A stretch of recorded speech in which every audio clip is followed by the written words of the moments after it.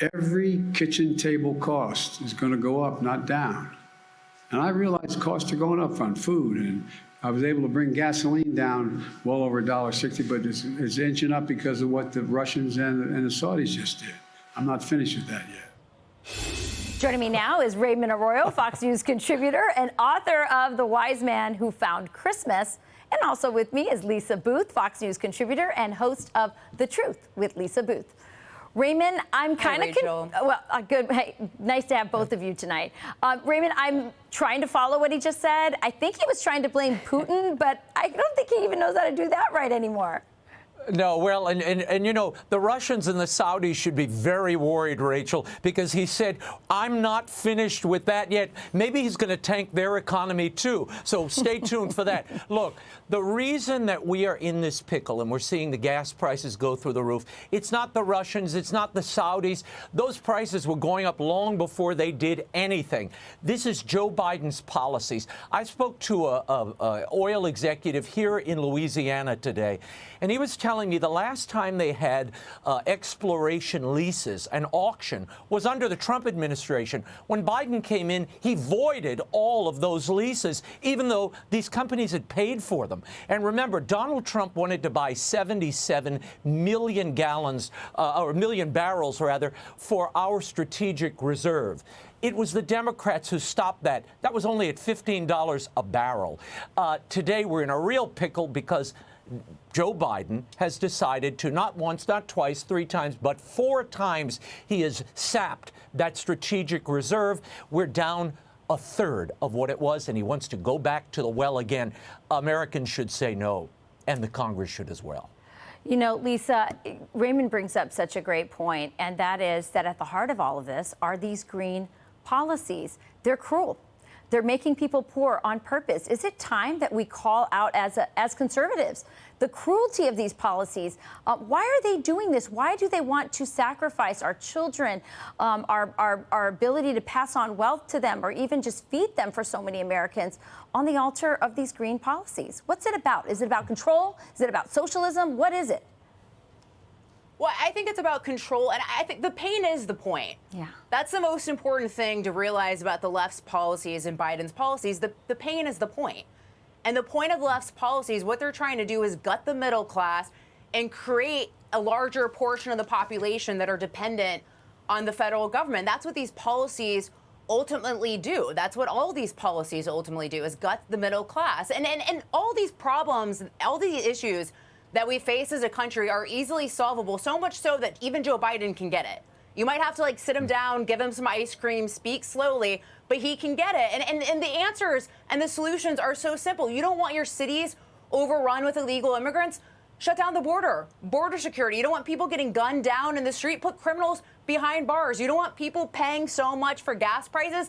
Unleash American energy production. You go down the list, the solutions are so simple, but that takes us back to my point, is that the pain's the point. It's intentional. They don't want to solve these problems. They want these problems. They're creating them. Yeah, I mean, Raymond, it was just 2 years ago. We weren't just energy independent.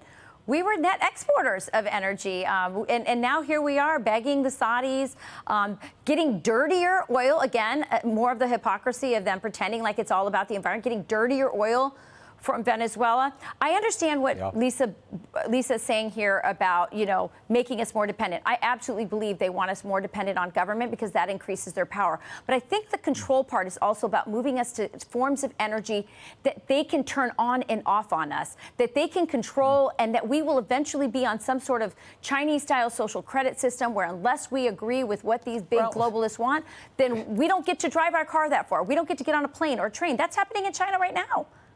Well, and look, this is about freedom. That's what you're really talking about here. Our ability to move, our ability to create. I mean, we're talking about the manufacturing base in the United States. Biden today was talking about, made in America. He couldn't even say made in America.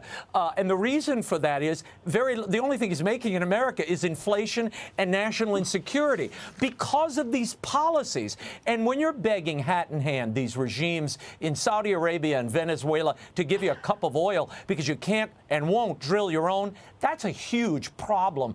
And it locks your people down. Somehow we have to get past this cult of Green New Deal that Biden has decided to imbibe and embrace. It's destroying the country and making us very insecure. Absolutely. I mean, Lisa, Raymond, talked about us begging for oil. I mean, he went all the way, Joe Biden, to Saudi Arabia. He fist bumped them, and then they gave him the finger. Well, and we could do it here and be completely independent. And to your point about the control, I mean, look at California, Rachel. They're saying, hey, you can't go out and buy a gas-powered car by 2035. But by the way, we're going to tell you when you can charge your electric vehicle, right? To your point about the control aspect. And the reality is getting rid of fossil fuels is a death mission for the country. It's going to lead to death. It's going to lead to human suffering. It's not about a better way of life. It leads to a worse way of life. And they don't even care about any of this stuff. That's the kicker here, right? And the fact that they've been able to get so many Americans to buy into their climate hoax, they don't care about this. Look at how many of them fly private, Rachel. Yeah. It's a joke to them. It's about control to them because the reality is they're all going to be flying private when you can't pay for your gas and when they're driving up gas prices by getting rid of things like the Keystone and not allowing American energy production to do its thing. And they're going to be flying private, or you can't use electricity because you can't afford it, or it's no longer abundant.